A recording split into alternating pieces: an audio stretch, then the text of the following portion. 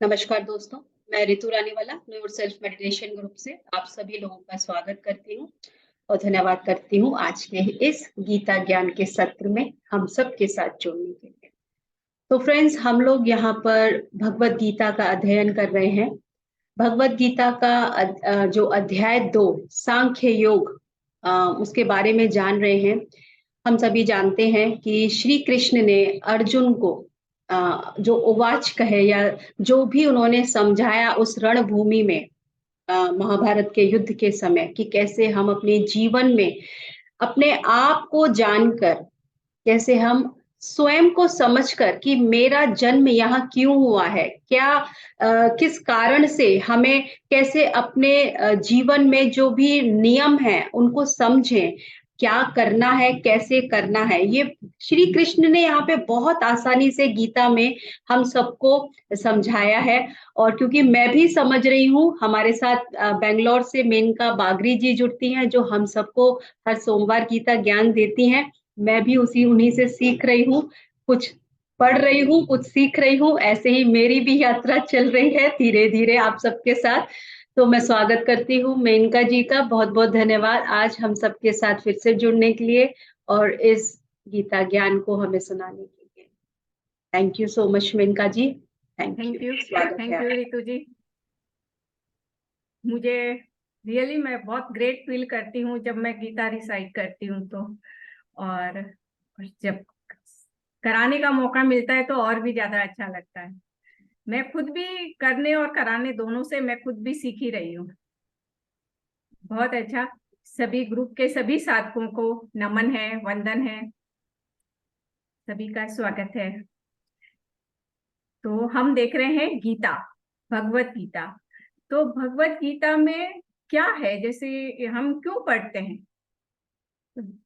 जैसा जहां तक मैंने इसको समझा है, जाना है, भगवत गीता और कुछ नहीं है, सिर्फ इतना सरल है। ये जीवन जीने का तरीका है भगवत गीता, कि इसे हम पढ़ें, समझें और साथ में इसको अपने जीवन में हम इसको कैसे जिए, वो एक विधि है।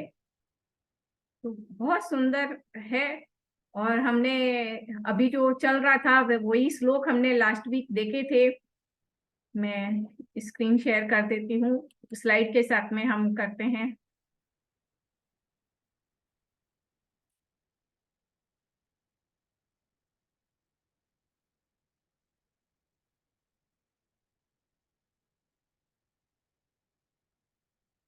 एक सेकेंड।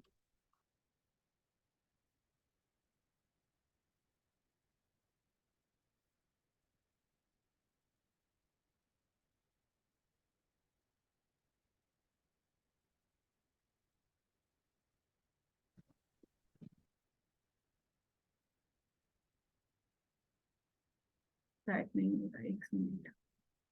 ठीक है, हमने लास्ट टाइम श्लोक देखे थे। स्लाइड शेयर नहीं हुई अभी? हाँ, नहीं हुई, वही देख रही हूँ, ओके। नहीं हो रही है।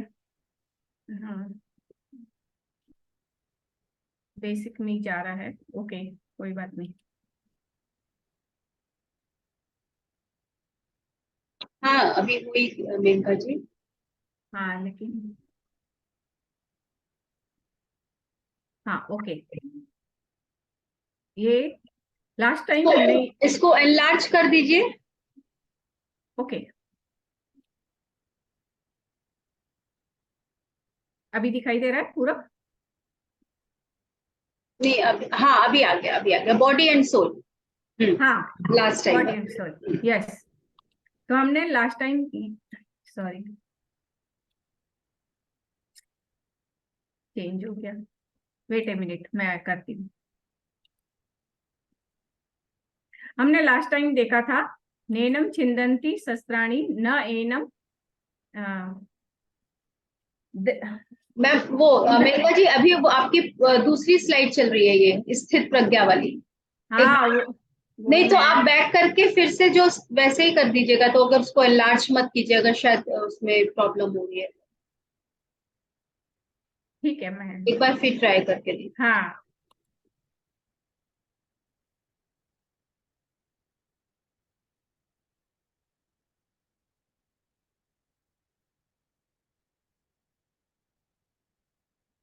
एक मिनट, ये आगे ही जा रहा है। ठीक है, मैं एक बार ऐसे ही बोलती हूँ, तब तक मैं कर ले साथ में ट्राई भी कर लेती हूँ कि आत्मा न तो शस्त्र से मरती है, आत्मा अजर है, अमर है। आत्मा का गुण अलग है और शरीर का गुण अलग है। कि आत्मा को ना तो शस्त्रों से काटा जा सकता है, न उसे आग में जला सकती है, ना ही उसे हवा में सुखाया जा सकता है, और ना ही उसे इसमें हवा में सुखाया जा सकता है, न ही पानी में डुबा के मारा जा सकता है। आत्मा को किसी भी तरीके से खत्म नहीं किया जा सकता है।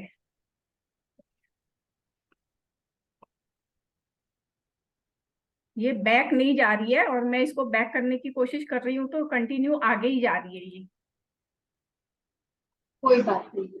हाँ, मैं इसको फिर से करती हूँ, कोई ये हो जाएगा। लेकिन फिर आप जैसे इसको ना एनलार्ज मत कीजिएगा, आपने जैसे वैसे ही कहते ना तो स्क्रॉल करके उसको करेंगे तो वही स्लाइड आप अपने खुद ही चूज करके उसको स्क्रीन पे ले आइएगा। हाँ, तो फिर उसको एनलार्ज मत कीजिएगा। उसके बाद में हमने देखा था इसको, सेकंड श्लोक हमने देखा था कि न जन्म है और ना ही मृत्यु है। जन्म और मृत्यु किसका है? जन्म और मृत्यु है शरीर का। आत्मा न तो जन्म लेती है और न ही आत्मा की मृत्यु होती है।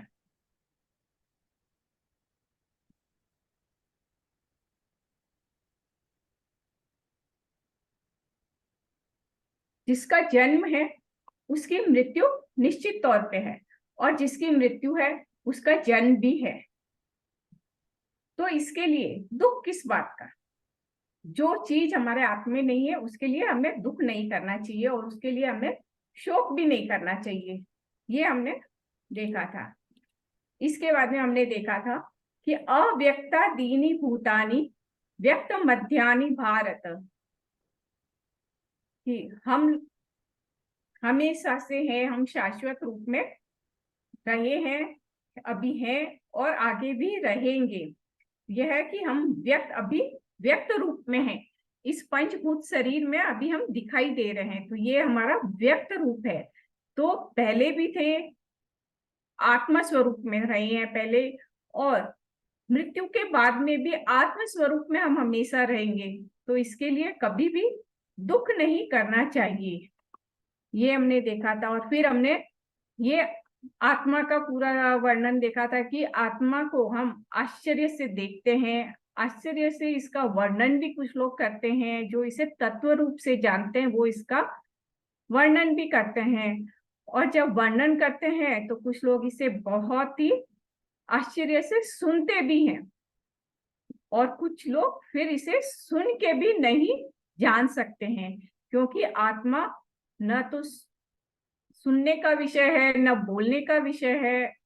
तो आत्मा तो सिर्फ अपने अनुभव करने का विषय है। ये हमने लास्ट वीक देखे थे। हमारा आज का ये श्लोक है, आप पढ़ेंगे रितु जी?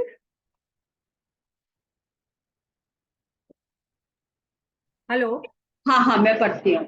हाँ, अगर आप पढ़ते हैं तो ठीक है, नहीं तो फिर हाँ। सुख दुखे समे कृत्वा लाभालाभौ जयाजयो ततो युद्धाय युजस्व नैवं पापमवाप्स्यसि। कि जय हो पराजय हो, सुख हो लाभ हो या हानि हो, जय हो या पराजय हो, सभी में हमेशा सम रहना है। सुख और दुख नहीं करना है। किसी भी कार्य में सिर्फ सम रह के करना है। चाहे हमें कोई भी बिजनेस में हानि भी हो जाए तो भी हमें उसमें दुख नहीं करना है, और अगर लाभ हो जाए तो बहुत अधिक एक्साइटमेंट के साथ में उसमें नहीं रहना है, दुखी भी नहीं होना है। तो ये चीज है। ये थोड़ा समता भाव में रहने वाला श्लोक है कि हमेशा सम भाव में रहो। और यहाँ अर्जुन से यही कह रहे हैं कि तुम भी समभाव में रहो, कोई भी सुख और दुख में मत रहो। ततो तत्पश्चात मतलब समभाव में रहने के पश्चात तुम युद्ध करो, युद्ध करो जो कि तुम्हारा धर्म है। युज्यस्व नैवं पापम अवाप्स्यसि, और ऐसा करने पे तुम्हें पाप नहीं लगेगा।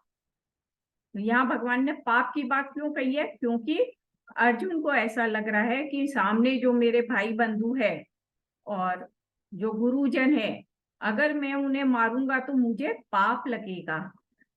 तो पाप कब लगेगा उन्हें? जब वो युद्ध भूमि में आके, एक क्षत्रिय का धर्म होता है कि जब वो युद्ध भूमि में आ गए हैं तो वो युद्ध करें। अगर वो वहां युद्ध नहीं करते हैं, युद्ध भूमि को छोड़ के चले जाते हैं, तब उन्हें पाप लगेगा।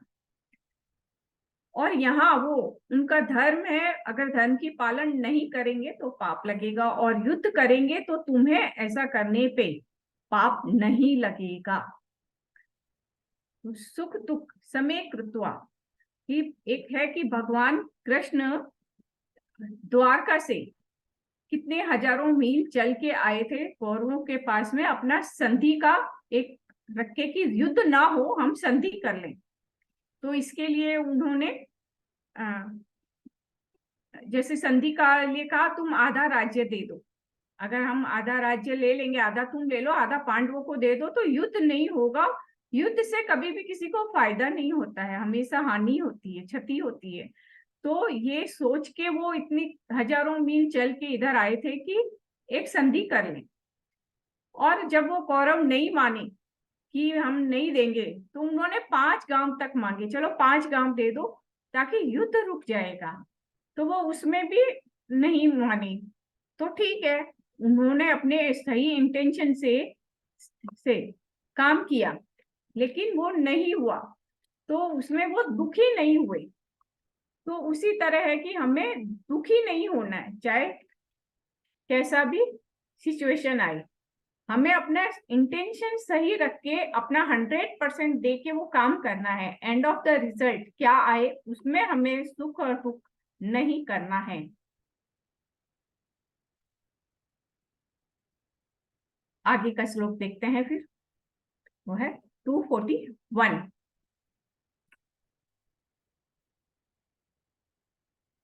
व्यवसायात्मिका बुद्धि एका इह कुरु नंदन, बहुशाखा हि अनंताश्च, बुद्धयः अवश्याय साइनाम।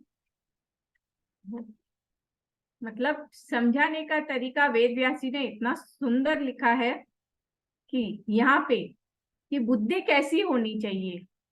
अभी तक तो हमने देखा था आत्मा का ज्ञान, भगवान उन्हें आत्मज्ञान दे रहे थे। अब थोड़ा आत्मज्ञान लग रहा है, अर्जुन की आंखों में देख के समझ में आ रहा है कि उन्हें थोड़ा समझ में आ रहा है, तो अब थोड़ा आगे बढ़ रहे हैं। अब उन्हें थोड़ा बुद्धि का ज्ञान दे रहे हैं, कर्म में बुद्धि का ज्ञान। बुद्धि हमें कहाँ चाहिए? जब हम कर्म करते हैं। तो अब है कि कर्म कैसे करना है, वहां हमें बुद्धि की आवश्यकता होती है। तो यहाँ है कि बुद्धि कैसी होनी चाहिए।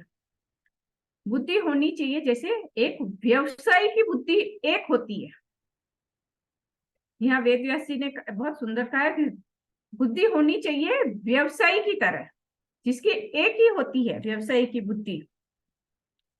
और बहुशाखा ही अनंताश्च च बुद्धयः अवसायानाम। जो व्यवसायी नहीं है, अव्यवसायी मतलब जो व्यवसायी नहीं है, जिसकी बुद्धि एक नहीं है, वो अलग अलग उनकी बहुशाखा मतलब वो बहुत तरीके से सोचते रहते हैं और कुछ भी क्रियान्वित नहीं कर सकते हैं। ये की है व्यवसायी वाली बुद्धि होनी चाहिए। व्यवसायी वाली होती है एक निश्चयात्मक। एक व्यवसायी क्या करता है, पहले अपना पूरा सेट करता है कि उसे कैसी बुद्धि होनी चाहिए।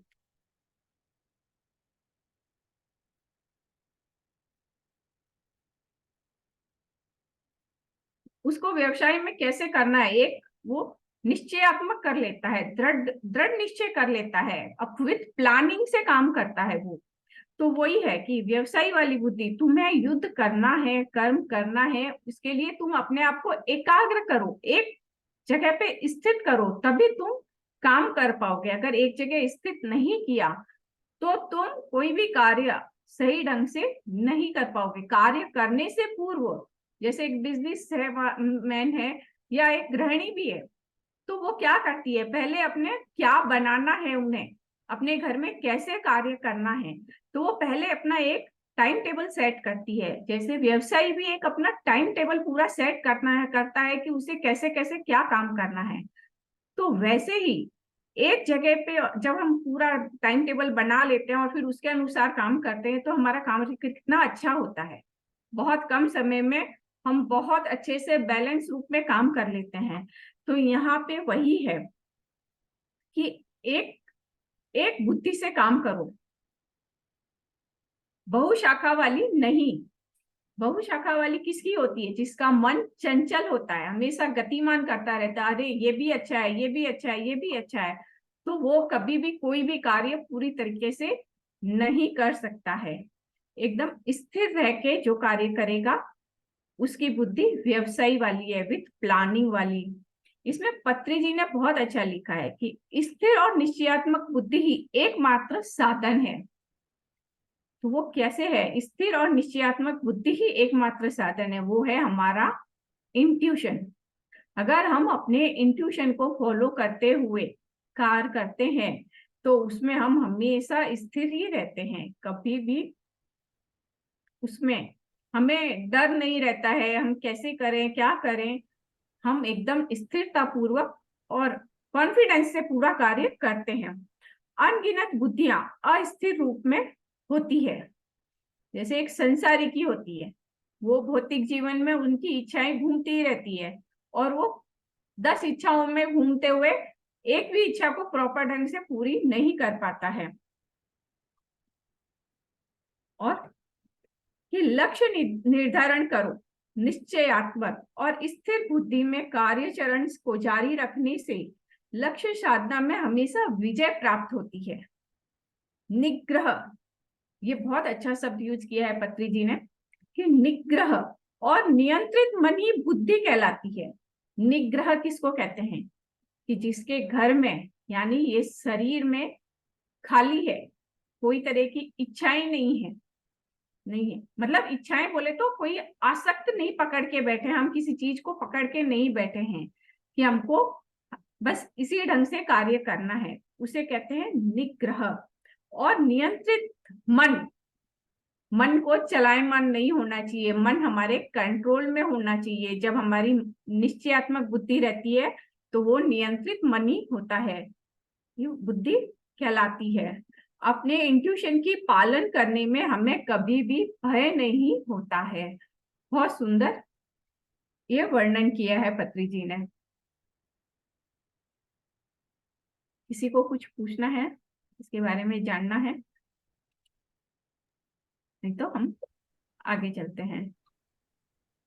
मेनका जी, यहाँ पे कुछ लोग नए भी जुड़ते हैं ना, तो एक बार इंट्यूशन क्या होता है और हिंदी में उसको क्या ही बोलेंगे, प्रज्ञा। हाँ हाँ, प्रज्ञा। तो इंट्यूशन यानी हाँ वही है प्रज्ञा, जो हमारे अंदर से हमको जो ज्ञान मिलता है, जिसे हम बोलते हैं ना कि आत्मा की आवाज सुनना, अपने स्वयं के अंदर की आवाज सुनना, वो हो गया हमारा इंट्यूशन।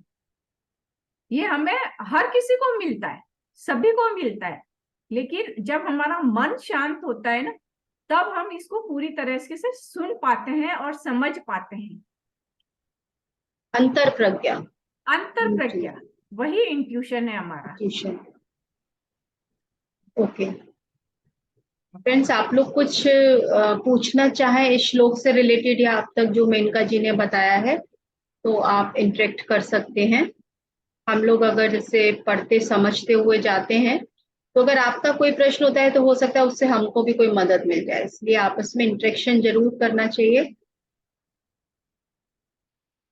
बिल्कुल, प्रश्न करने से ज्यादा समझ में आता है।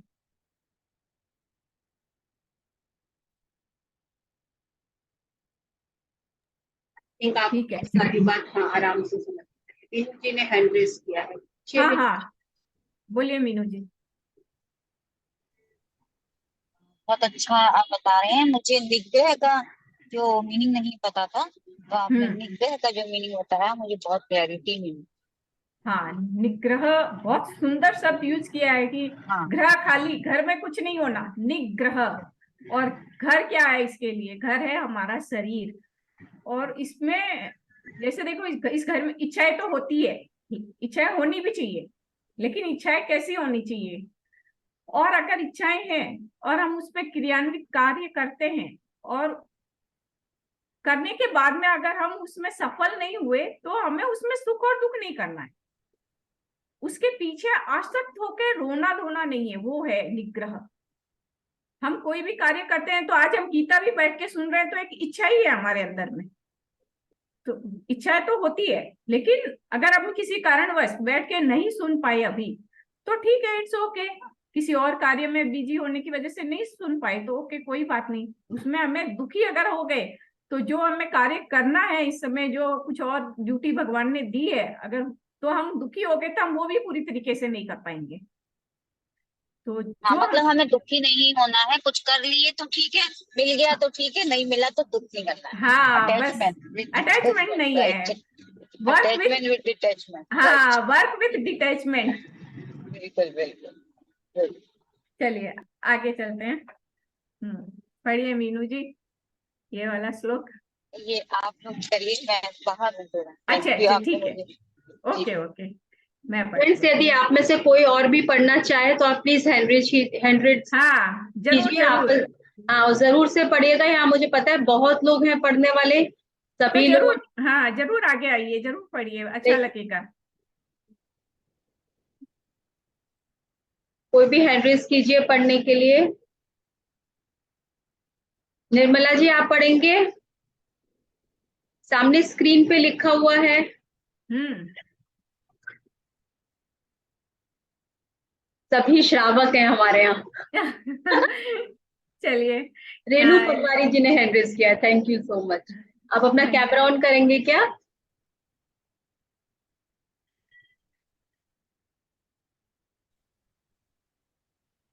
जी रेणु जी, कैमरा ऑन करेंगे आप? कैमरा ऑन करो तो उसको। कोई बात नहीं, आप पढ़िए जैसे आप कंफर्टेबल हो, पढ़िएगा। Okay ma'am. यामिमां पुष्पितां वाचं प्रवदन्ते विपश्चितः वेदवादरता पार्थ नान्यदस्तीति वादिनः। Very nice, thank you. हाँ, ये है कि, हाँ, कोई कुछ बोल रहा था? नहीं, ओके। देखिए इस श्लोक में सबसे जैसे मीनिंग्स जो समझने वाला है वो है, एक तो पुष्पिता। मतलब संस्कृत में अगर हम डीपली इसको एक एक श्लोक को अच्छे से समझे ना, एक एक वर्ड शब्द के इतने मीनिंग निकल के इतने सुंदर आते हैं कि पुष्पिता और विपश्चिता। पहले मैं इसका पूरा मीनिंग बता देती हूँ कि जो अविवेकी पुरुष होते हैं, विपश्चित मतलब विपरीत बुद्धि वाले, अविवेक, जिनका विवेक खो गया है, बुद्धि खो गई है, वो ऐसे लोग वेदवाद, वेदों में कहे हुए कथन को बहुत ही सुंदर ढंग से प्रस्तुत करते हैं। पुष्पिता वाचः, पुष्प कितने सुंदर होते हैं ना, बड़े आकर्षित दिखते हैं, उसकी तरह पुष्पिता की तरह उसका बोलते हैं, उनका वर्णन करते हैं, और यही मानते हैं कि ना अन्य, कि इसके अलावा और कुछ नहीं है। इसके अलावा बोले तो ये यहाँ पे आया स्वर्ग के कि स्वर्ग के अलावा और कुछ नहीं है। तो ये यहाँ पे है कि विपश्चित है, कि किसकी बुद्धि विवेकहीन हो चुकी है। जो मनुष्य सत और असत को नहीं जानता है कि सत्य क्या है और असत्य क्या है। सत्य है हमारी आत्मा, असत है ये शरीर।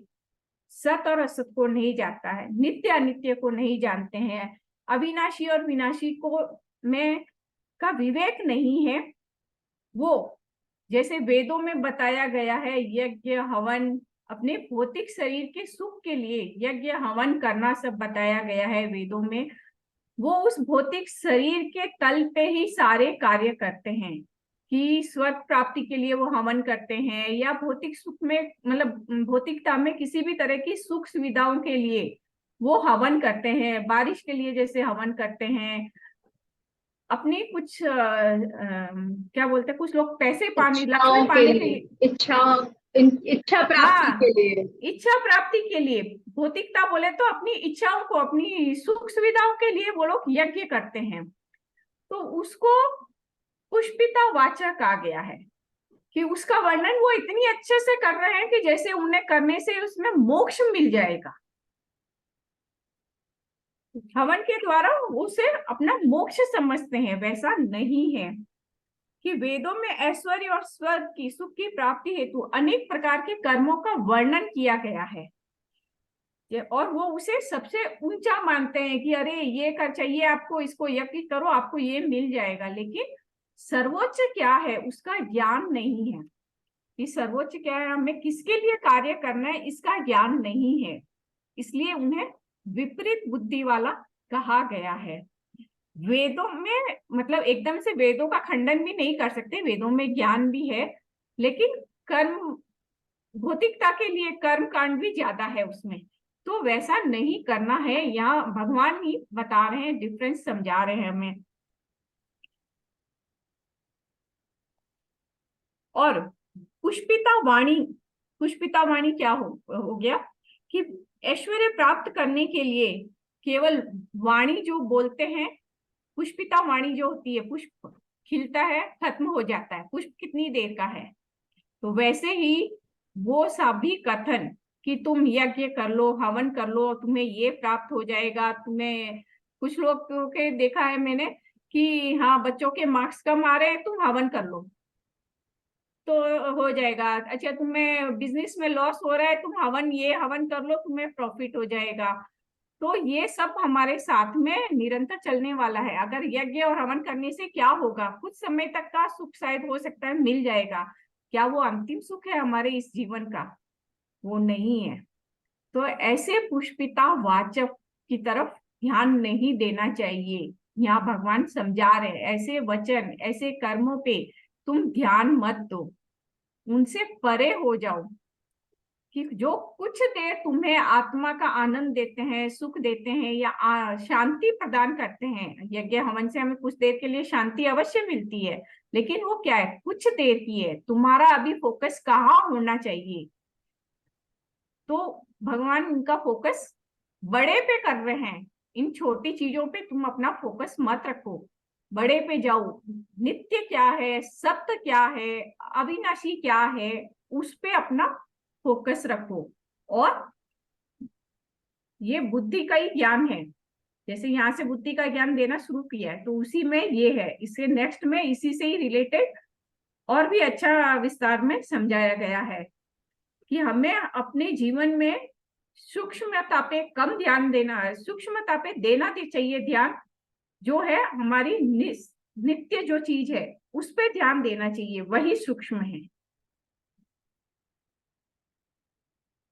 ज्यादा कर्म कांड जैसे इसमें लिखा है, क्यों करे, ये पत्री जी के द्वारा दिया गया है, क्यों करे पूजा जब कोई नहीं है दूजा। नित्य यानी कि आत्मा जो कि नित्य है, तो हाँ, हमें अपने आत्मा के ग्रोथ के लिए ही जो है वो कर्म करना चाहिए। बिल्कुल आत्मा की ग्रोथ में कर्म करनी चाहिए, भौतिक सुखों के लिए कर्म नहीं करनी चाहिए। मतलब भौतिक सुख में ही रह के उसी को ही पूर्ण समझ लेना, शरीर को ही पूर्ण समझ लेना और शरीर की आवश्यकताओं को ही अपने आप में पूर्णतः लगा देना, जीवन लगा देना, वो गलत है। वो सर्वोच्च नहीं है, सर्वोच्च पे ध्यान देना चाहिए हमें। ये श्लोक बहुत अच्छा है, बहुत महत्वपूर्ण है, बहुत मीनिंगफुल है। कोई पढ़ने वाला है, पढ़े इसे। एड्रेस कीजिए फ्रेंड्स, कोई पढ़ना चाहता है? सामने स्क्रीन पर लिखा हुआ है।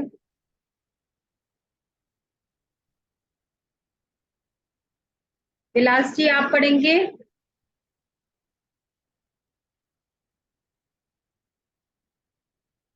नहीं मैडम, वो ये देखा जी। वो पढ़ने सुमन जी, रेखा जी ने और सुमन जी ने हैंड रेज किया है। हाँ रेखा जी आप पढ़िए, फिर सुमन जी पढ़ते हैं। हाँ, हाँ पढ़िएगा। त्रैगुण्य विषया वेदा निस्त्रे गुणयो भवार्जुन निंदेन्दो नित्य सत्वस्थो निर्मयोग क्षेम आत्मवान निर्गुण भव सत्व में स्थित आत्मवान भव। सुमन जी से और पढ़वा लेते हाँ, हैं। हाँ, जरूर। जी सुमन जी। थैंक यू रेखा जी। त्रिगुण्य विषया वेदा निस्त्रे गुण्यो भवार्जुन निर्द्वंद्व नित्य सत्व अस्थो निर्योग क्षेम आत्मवान निर्गुण भव सत्व में स्थित आत्मवान भव। Very nice, thank you. Thank you. Thank you Rekha ji, thank you. हाँ, त्रैगुण्य विषया वेदा, ये यहाँ पे फिर ये है एक कि यहाँ जैसे हमने पहले भी देखा है कि गीता में वेदों का, उपनिषदों का, सभी का संग्रहित ज्ञान है गीता में। तो यहाँ पे भी एक बहुत अच्छा उदाहरण मिलता है कि त्रैगुण्य, 3 गुण है हमारे प्रकृति में, सतो, रजो और तमो। ये तीनों गुण से विषय पैदा होते हैं, तीनों गुणों से विषय पैदा हो जो जिस, और वो होती है कामनाएं, जिसे विषय बोले तो कामनाएं, डिजायर्स, वो पैदा होती है। और जिसका वेदों में जब वो कामनाएं पूरी मतलब उठती है तो उसका फिर हमें वही है, यज्ञ हवन जैसे कर्म कांड बताए गए हैं, जैसा हमने पूर्व श्लोक में देखा है। तो वेदों में इन तीनों गुणों के विषयों का वर्णन है कि इनकी कामनाएं हमें कैसे पूरा करना चाहिए, वैसा है। तो यहाँ भगवान बोल रहे हैं कि निस्त्रय गुण्यो भवार्जुन, कि तुम इन तीनों गुणों से ऊपर उठ जाओ। जो ये 3 गुणों में रहोगे तो विषयों में, इच्छाओं में फंसे हुए रहोगे और फिर उसी कर्म में ही फंसे हुए रहोगे, यज्ञ हवन जैसे कर्म में ही रहोगे। तो तुम्हें इन सब से छोड़ देना है, निस्त्रय, वो तीनों गुणों से ऊपर उठ जाओ, छोड़ दो। और उसके लिए बता रहे हैं कि निर्द्वंदो, निर्द्वंद हो जाओ। निर्द्वंद कौन होता है? कि जिसमें दुख, द्वंद क्या होते हैं कि सुख दुख, लाभ हानि, कीर्ति अकीर्ति, ये सभी हमारे द्वंद हो गए, हमारे अंदर में द्वंद लेके आ जाते हैं। तो ये सभी मान अपमान सब द्वंद है। तो हमारे अंदर में कैसे भी परिस्थिति हो, हमारे सामने, हमारे अंदर भी, तो हमेशा द्वंद रहित हो जाओ, निर्द्वंदो, द्वंद्वातीत हो जाना। फिर है नित्य सत्वस्थ हो। तो नित्य सत्व क्या है? सत्य क्या है? वही हो गया हमारी आत्मा, कि नित्य सत्वस्थ हो, हमेशा अपनी आत्मा में स्थित रहो, अपने अंदर स्थित रहो। तो नित्य सत्वस्थ हो, द्वंद से जब हम मुक्त हो जाते हैं तो हम अपने अंदर में बहुत अनूठी अनुभव हो, शांति महसूस करते हैं। तो उस शांति के साथ में ही रहो। जब हम अपने अंदर से शांत रहेंगे तो बाहर भी शांति वातावरण मिलेगा, चारों तरफ वही वाइब्रेशन हमारे स्प्रेड होते हैं। तो इसके लिए बोलते हैं कि नित्य सत्वस्थ। और एक और सत्य क्या है? एक और सत्य है कि नाव में रहना, हमेशा प्रेजेंट मोमेंट में रहना, वो भी सत्य है।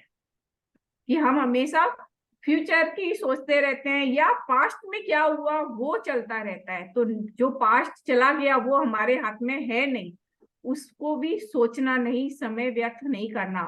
और जो फ्यूचर, हमें आने वाले एक पल का भी हमें पता नहीं है और हम कितने आगे तक का भी हम सोचते रहते हैं, तो वैसा भी नहीं करना है। हमेशा प्रेजेंट मोमेंट में रहना है और अपने अंदर आत्म में स्थित रहना है। तो वो हो गया नित्य सत्वस्थो। फिर है निर्योग क्षेम। निर्योग क्षेम हुआ योग नहीं करना, निर्योग। और योग किसका नहीं करना? योग है कि संचय करने की जो भावना होती है ना, कि हमें चाहिए कितने हैं, हमें जरूरत से ज्यादा हम लोग संचय करते हैं।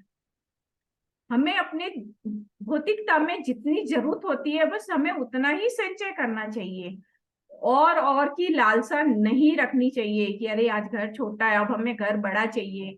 घर हमें कौन सा बनाना चाहिए?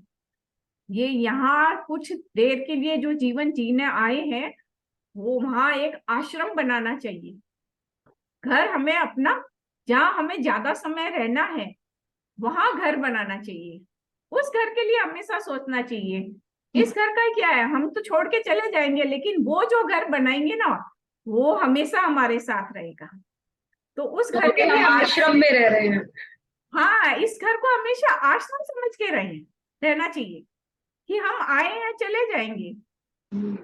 ये घर घर नहीं, ये घर को हमें आश्रम को सत्य मानकर और इससे ही अटैच होकर सारे दुख और जो सुख है उसको यही मान के चलते हैं जीवन भर।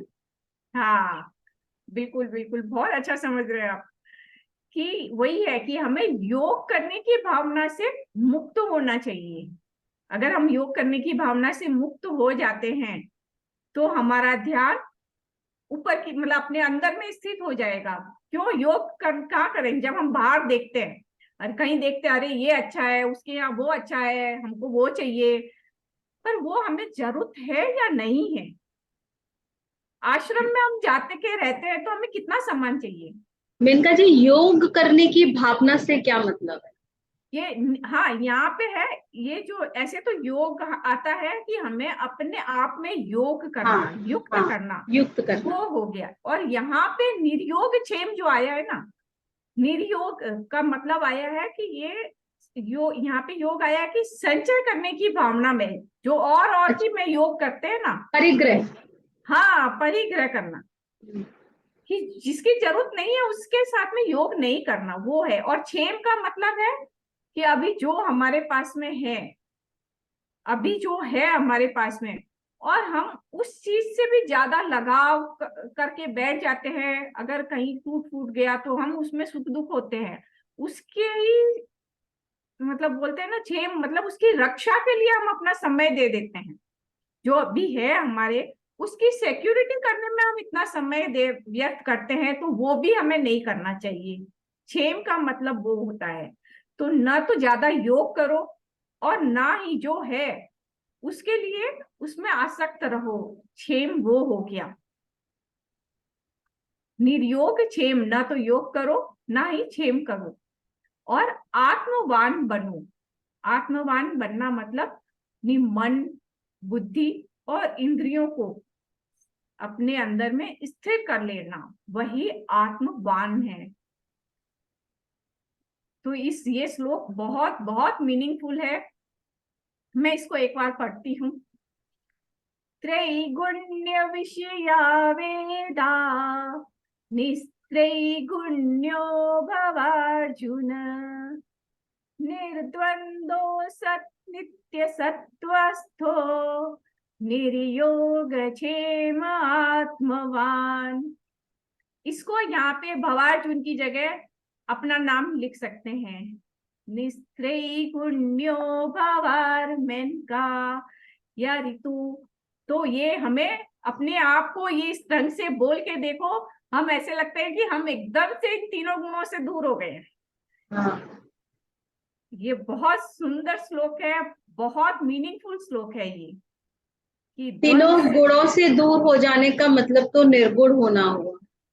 हाँ, तीनों गुणों से हम निर्गुण हैं। हाँ, हम आत्मा निर्गुण है, निर्गुण है। बिल्कुल हम निर्गुण हैं, लेकिन हम इस प्रकृति में रहते हुए, इस भौतिकता में रहते हुए इन तीनों गुणों को हमने अपने अंदर ले लिया है। तो इन तीनों गुणों को छोड़ दो, वापस प्रकृति में दे दो। वही है कि तीनों गुणों से ऊपर उठ जाओ, कि सतों में भी हमें नहीं रहना। अगर हम तमो में है तो तमो से हम रजोगुण में आए, रजो से आने के बाद में हम सतोगुण में आए, और फिर हमको सतो भी छोड़ देने का है, सतगुण भी हमें छोड़ देने का है, हमें निर्गुण बन जाने का है। तो निस्त्रय गुण्यो भवार्जुन, अगर गुणों में रहोगे तो कामनाओं में बहते रहेंगे, और कामनाएं में रहेंगे तो हम भौतिक शरीर के प्रति ही जागृत रहेंगे, सिर्फ हम अपनी अंदर जो आत्मा है उसके प्रति जागृति नहीं होंगे। तो उसके लिए हमें क्या करना है, निर्द्वंद होना है, हमेशा सत्य में स्थित रहना है, निर्योग क्षेम, न तो योग करना है न क्षेम करना है, और आत्मवान बनना है। निर्गुण भव, बहुत सुंदर श्लोक है ये। पत्री सर की बुक में इस वाले श्लोक का बहुत सुंदर विवरण दिया हुआ है हाँ कि तमस रजस सत्व गुण ही त्रिगुण है, हाँ और तमोगुण जो है वो तन से संबंधित जिन विषयों में हम उलझे हैं वो तमोगुण में है हम, इसका मतलब। और रजोगुण अर्थात अगर हम मन से संबंधित विशेषताएं, तो इसको थोड़ा सा और समझाइए, मन से संबंधित विशेषताएं यानी रजोगुण में है। हाँ, तमोगुण तो क्या होता है, एकदम लेजी पर्सन है, उसे कुछ भी एहसास ही नहीं है, वो सिर्फ भौतिक, एकदम भौतिकता के भी लेवल पे है, सिर्फ शरीर को ही देख रहा है। और रजोगुण है, वो मन से संबंधित विशेषताएं हैं, उसे ये भी करना है, मतलब और कार्य करने के लिए हमेशा प्रेरित होता रहता है, वो है रजोगुणी। किस उसके मन में हमेशा और कार्य करने की प्रवृत्ति रहती है, ये उसकी विशेषताएं हैं। वो हमेशा बिना मांगे भी हेल्प करता रहता है, किसी की भी, कोई आदमी उसको दिख रहा है, सामने कार्य करता हुआ दिख रहा है, तो वो उसकी भी हेल्प करने चला जाएगा, वो होता है रजोगुणी। ये उसके मन में कि हमेशा और की भावनाएं और कर्म करने की भावनाएं अधिक रहती है रजोगुणी के। और सतोगुणी हमेशा अच्छा ही करने का सोचता है, उसमें जैसे फिर से वापस से फल पाने की इच्छा कम होती है,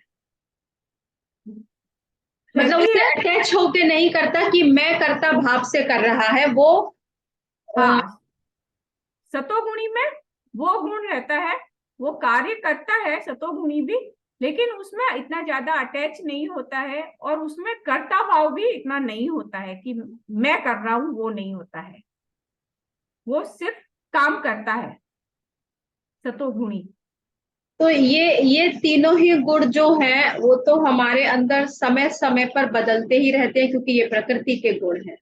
बिल्कुल, ये तीनों गुण हम सब में हैं, बस है कि हमें इनके दृष्टा बनना है, कि हम पहचान सके कि इस समय मेरे पास में कौन सा गुण ज्यादा है, कौन सा गुण डोमिनेट कर रहा है हमें। हाँ बिल्कुल, अभी हम सो रहे हैं तो हमें तमोगुण है, ठीक है, हमारी आवश्यकता है, लेकिन हम तमोगुण में रह के अपने शरीर की, मतलब वो निद्रा की आवश्यकता उतनी पूरी की तब तक ठीक है, पर हम जरूरत से ज्यादा आलसी बन रहे हैं तो हम पूरी तरह से तमोगुण है। लेकिन हम जागृत में रह के कि हाँ अभी हमारे शरीर की इतनी आवश्यकता है, हमें सोना जरूरी है, हमारे शरीर को आराम की जरूरत है, तो उतना अगर हम सोते हैं तो वो गलत नहीं है, वो जरूरी भी है, हमारे इस शरीर की आवश्यकता भी है, लेकिन उसमें आलसी बन के रहना, तो अपना दृष्टा बनना चाहिए, आज मेरे में तमोगुण है।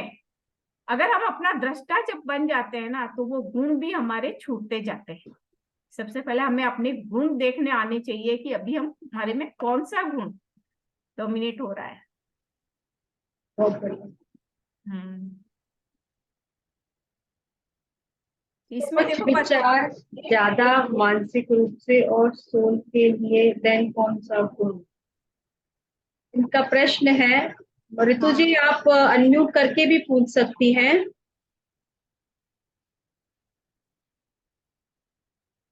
सोच विचार ज्यादा मानसिक रूप से और सोल के लिए, ये नहीं समझ आया कि आपका प्रश्न क्या है। मतलब सोल के लिए ये कुछ मुझे भी क्लैरिटी नहीं आ रही है। वो कह रही है कि अगर ज्यादा सोच विचार है मानसिक रूप से तो ये उनका कौन सा गुण है। कौन से गुण में है? नहीं, केवल अगर बैठ के सोच विचार ही कर रहे हैं तो ये तो अपने क्या बोलते हैं मेंटल बॉडी के लेवल पे हो जाएगा। ये तमोगुण ही हो जाएगा कि आप सोच विचार ही खाली बैठ के कर रहे हो, कुछ कार्य नहीं कर रहे हो। एक होता है कि हम कार्य करते हुए उस पे सोच विचार कर रहे हैं, तो वो हो गया रजोगुणी। और एक होता है कि हम सिर्फ बैठ के सोच विचार ही कर रहे हैं, कुछ भी क्रियान्वित नहीं कर रहे हैं, तो वो हो गया तमोगुण।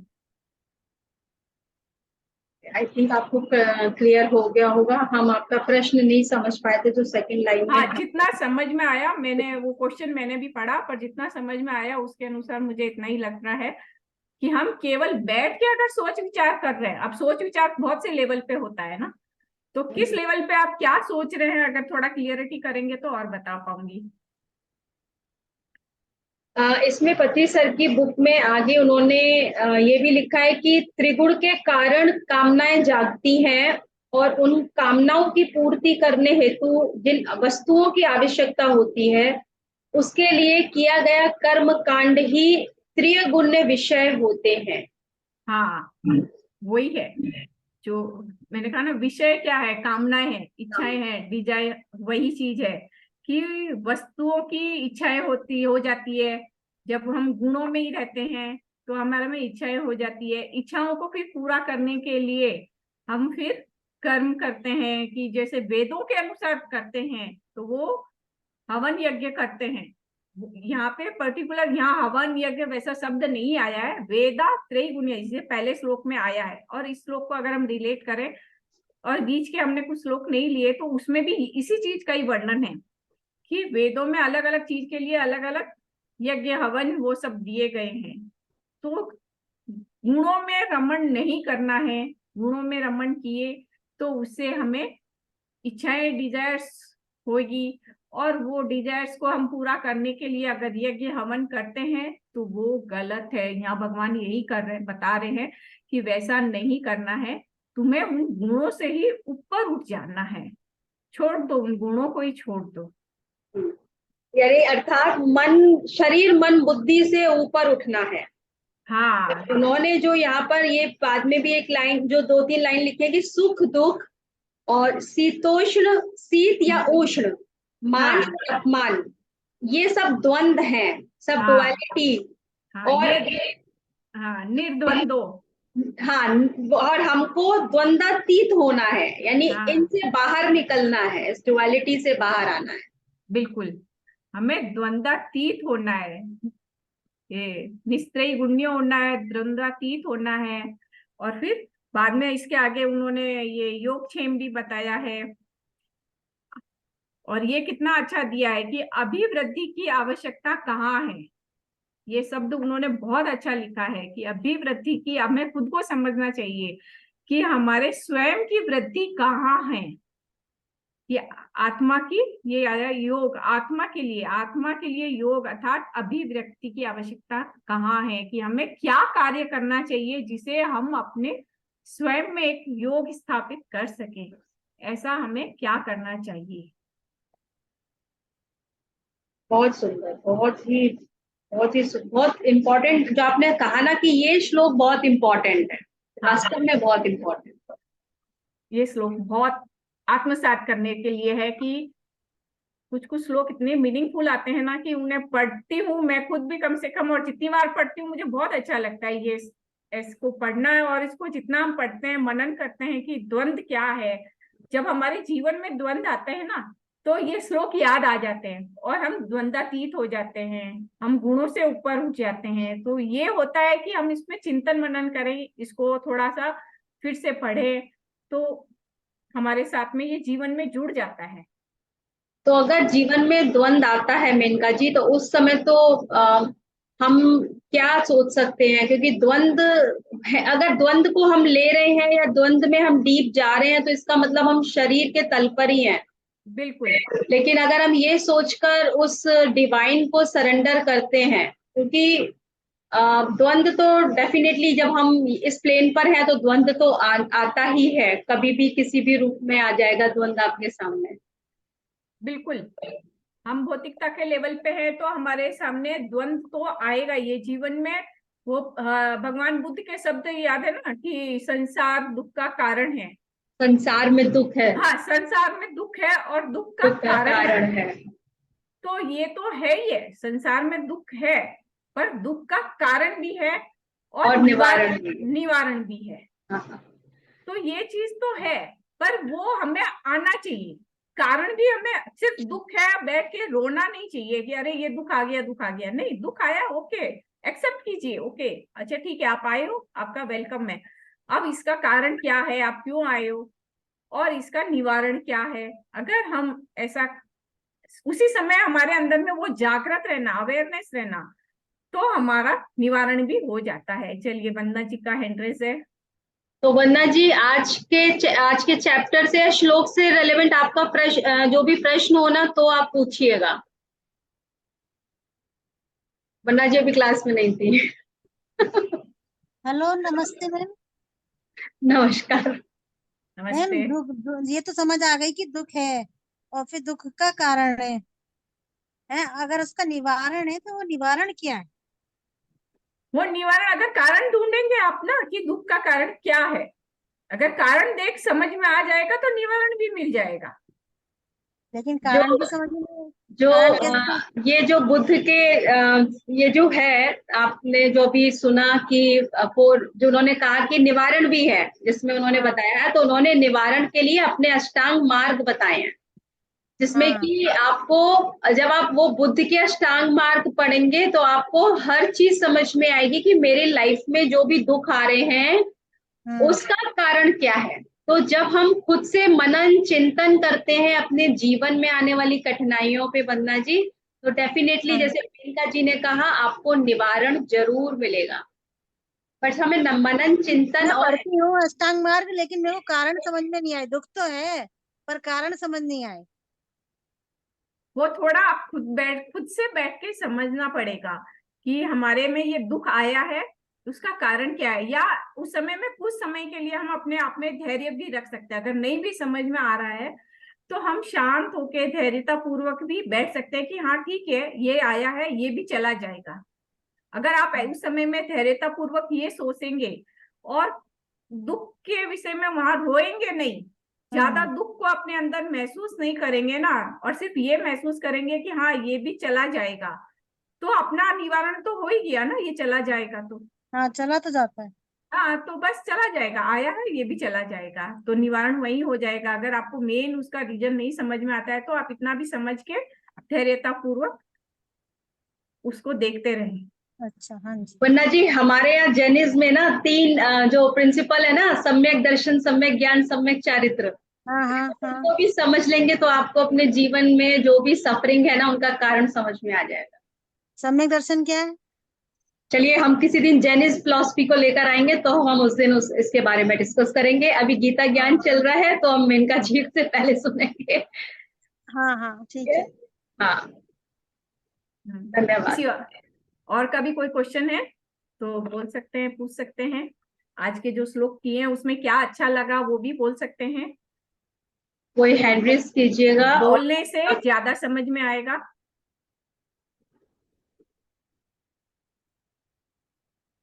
मेनका जी, मैं सर की क्लास में कभी नहीं बोलती थी, लेकिन आपके साथ पढ़ रही हूँ ना, तो मेरे पास, आप देख रहे हैं ना, मेरे पास कितने सारी चीजें, प्रश्न भी आ रहे हैं, क्लैरिटी भी आ रही है। सर की क्लास को मैंने बहुत सुना है, लेकिन कभी बोला नहीं है मैंने। और आज मैं इसीलिए सबसे कह रही हूँ यहाँ पे कि आइए बोलिए, मेनका जी बैठी हुई है हमें सुनने के लिए। जरूर जरूर। अरे पहले पहले तो मैं भी सर की क्लास में नहीं बोलती थी, लेकिन हाँ अब धीरे धीरे जब मेरे को खुद को इतनी क्लियरिटी हुई, जब मैंने खुद ने पढ़ना शुरू किया, तो उसके बाद में समझने आने लग गया और होने लग गया। बहुत अच्छा समझ में आ रहा है। अब तो मैं बोलती भी हूँ, पढ़ती भी हूँ, आप पढ़ाते भी हैं, पढ़ाती भी हूँ। अब हो गया। चलिए, तो हमें लगता है शायद यहाँ सभी श्रोता हैं, राइट? सभी श्रवण ही कर रहे हैं, कोई भी बोलना नहीं चाह रहा है, कोई बात नहीं। तो फिर हम लोग ध्यान करते हैं और मैं म्यूजिक शेयर कर देती हूँ। मेनका जी, आप हमारे साथ जुड़े रहेंगे ना ध्यान में? अगर आज जरूरी नहीं है तो मैं लीव करती हूँ। ठीक है, इट्स ओके मैम, मेडिटेशन के लिए। हाँ, आप एक बार बैठा दीजिएगा, फिर आप लीव कर। जरूर जरूर, चलिए धन्यवाद आप सभी का। मेनका जी से हम मिलेंगे फिर अगले सोमवार अपने फिर एक गीता के नए श्लोक के साथ।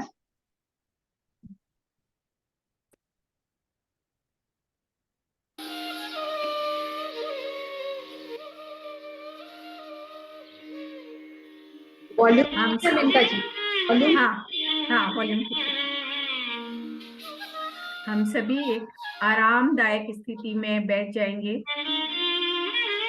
अगर चश्मे खोले हैं, पहने हैं तो खोल दीजिए। पाँव को क्रॉस कर लें, हाथों को भी, अंगुलियों को ऐसे क्रॉस करके बैठें और अपनी आंखों को बहुत ही कोमलता से बंद करें।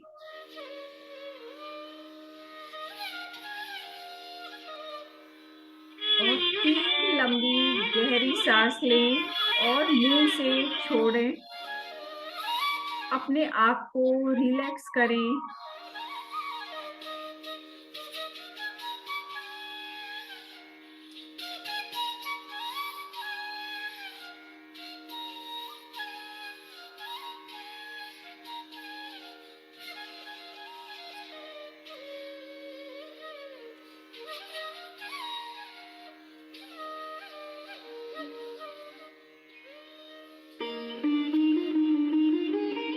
Relax, full body relax.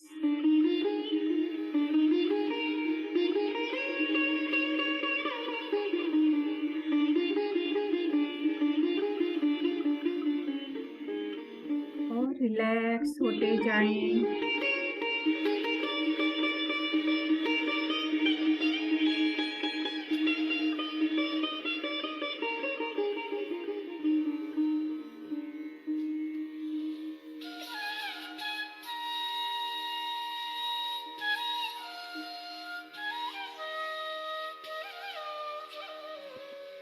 शांत।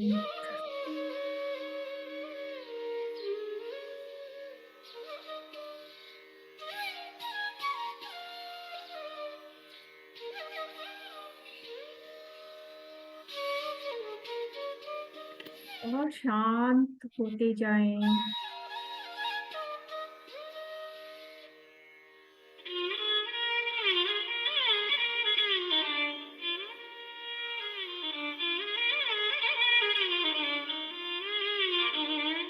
केवल और केवल अपनी श्वास को ही देखते रहें।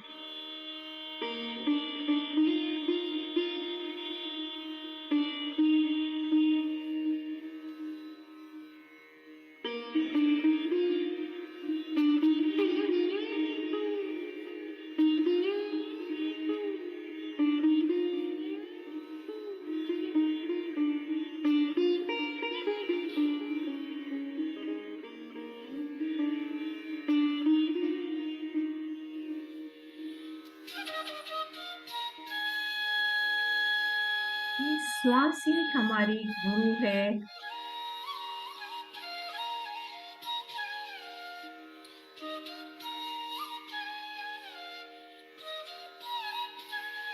हमें स्वयं को जानने का आधार है हमारी श्वास।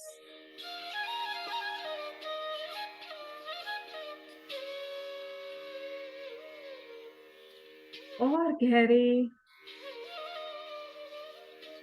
गहरे उतरते जाएं अपने अंदर।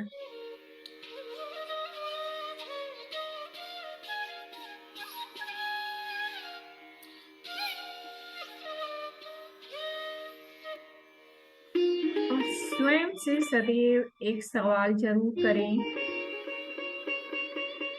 मैं कौन हूँ?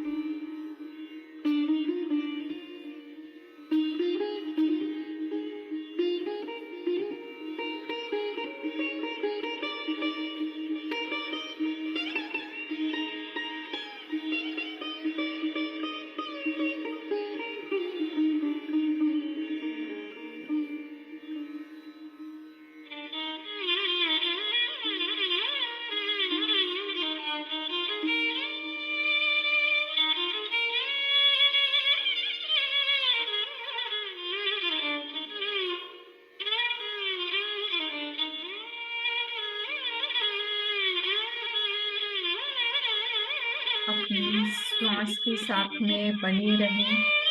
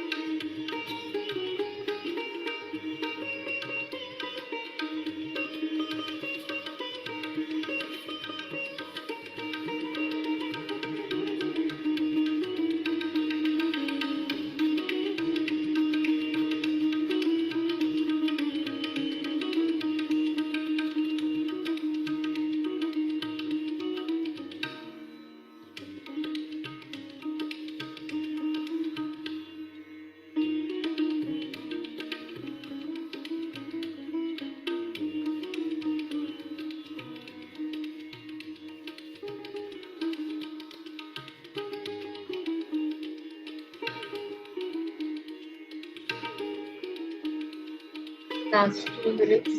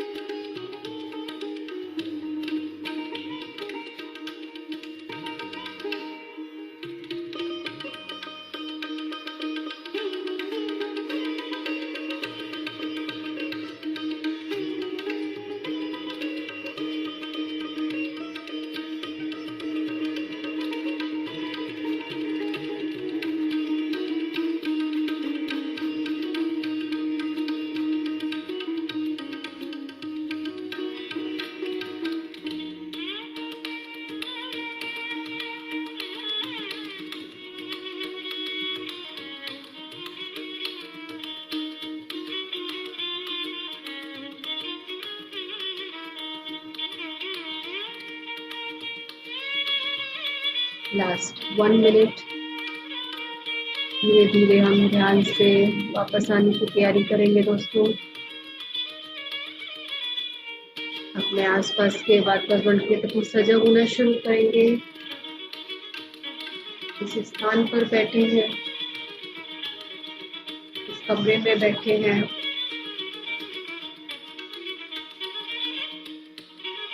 इसके प्रति जागरूक होना शुरू करेंगे। Last 10 seconds.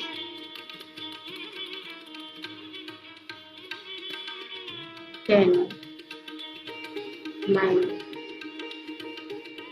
8, 7, 6, 5, 4,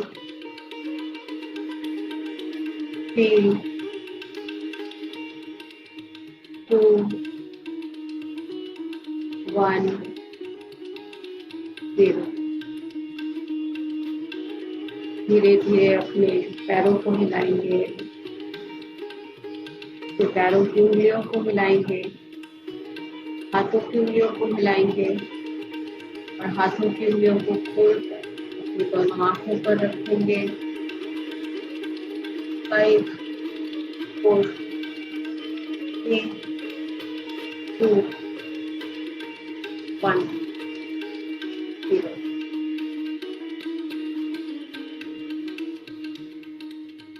अपने दोनों हाथों को अपने हृदय पर रखेंगे और अपने हृदय से अपने परिवार के सभी लोगों को, अपने आसपास रहने वाले सभी लोगों को, पेड़ पौधे, पशु पक्षी, जीव जंतु, सभी को अपने हृदय से प्रेम करूं।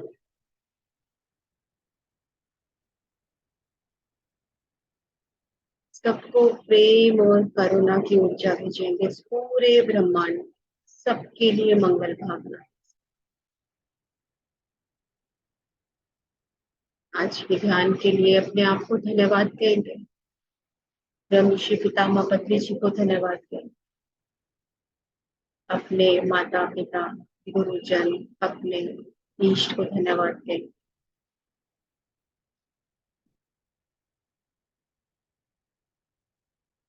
आपके परिवार वालों को धन्यवाद देंगे, ये रिलेटिव्स, आपके फ्रेंड्स, आपके कलीग्स, सभी को थैंक यू बोलेंगे।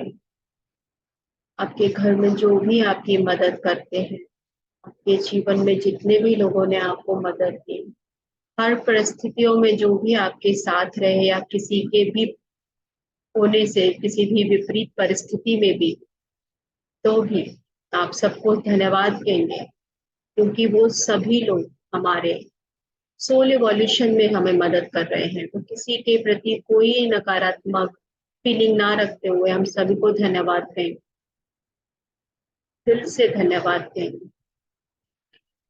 हम सबके यहाँ एक साथ होने से ही इस सृष्टि का होना है।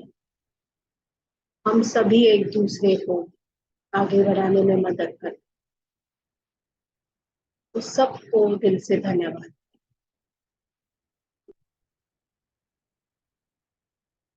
एक प्यारी सी मुस्कुराहट के साथ दोस्तों आप खोल लीजिए अपनी